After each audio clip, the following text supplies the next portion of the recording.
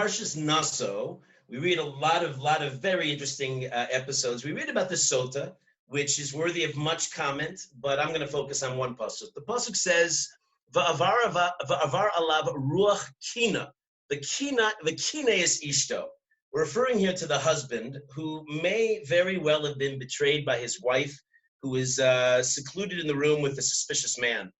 And he has to, as part of the procedure, kinui v'stira, he has to first warn her before the whole procedure of sota can take place. Now, kanai or kina or mekane has different translations. We're probably more familiar with the idea of a kanai, somebody who has this midah of kina, as a jealous person.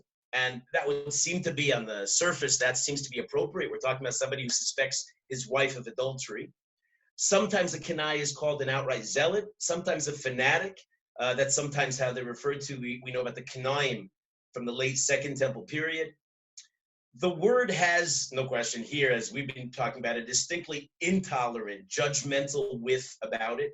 It certainly would not be welcome in today's sociology of gender forums. Rabbeinu Yerucham, Rav Yerucham Levovitz, the great mashgiach of the Mir Yeshiva before the times of the Shoah, he reads our pasuk with a very positive twist. And instead of seeing sort of the negative, jealous, zealous connotation, he associates it with the best of Pinchas. And he says what Kina really embodies is that midah that one finds in a refined person who just cannot stomach bad behavior. And we see this with Pinchas ben Elazar ben Aaron, a Kohen, Heishi v'schamasi, Hashem says. He felt my anger.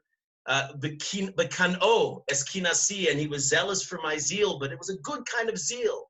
We find the same midah with Eliyahu Navi, who very well may be Pinchas. Vayomer kano kanesi el Hashem, I have zeal for Hashem. And in this kind of a guise, we know that Kina is very positive. The Medrash Tehillim tells us, Ilmale Kina, Eina Olam Omed. Without this kind of Kina, the world cannot stand.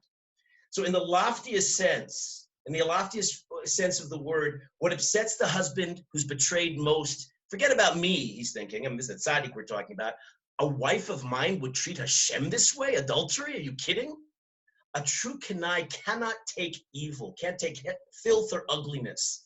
It's like we'd be disgusted if a child who had been playing in the garbage suddenly put his soiled hand in a pot of cholent. So a kanai feels offended. He feels offended on the behalf of others who've been mistreated. He's shocked when there's sin. And he yearns for everything that's pure and holy. So in his generation, Rav Yerucham said that people were overly tolerant of immorality. Now picture this before the Shoah. What would you think about today's generation, right? The live and let live approach. People don't just ignore the animalistic behavior of everybody around them and for the sake of tolerance. They affirm it, all in the name of pluralism. We really should be outraged sometimes, but we look away, we don't get involved, we don't want to appear judgmental, chas v'sholom. So the rare person we know who has courage, who does protest, even when it's done very tactfully, sometimes he's condemned. A lot of us find ourselves at home, a lot of people, family, friends. Tensions can run very high. Of course, you have to be a Baal Shalom. You have to be very, very careful to keep the peace, but not at all costs. And sometimes this kina, the kina we find in Parsha, the kina of Pinchas, is the right thing to do. You have to know how to do it tactfully. It's a fine balance. But as the Medrash indicates, without kina in the right time and the right place, the world simply wouldn't survive. Have a great Shabbos.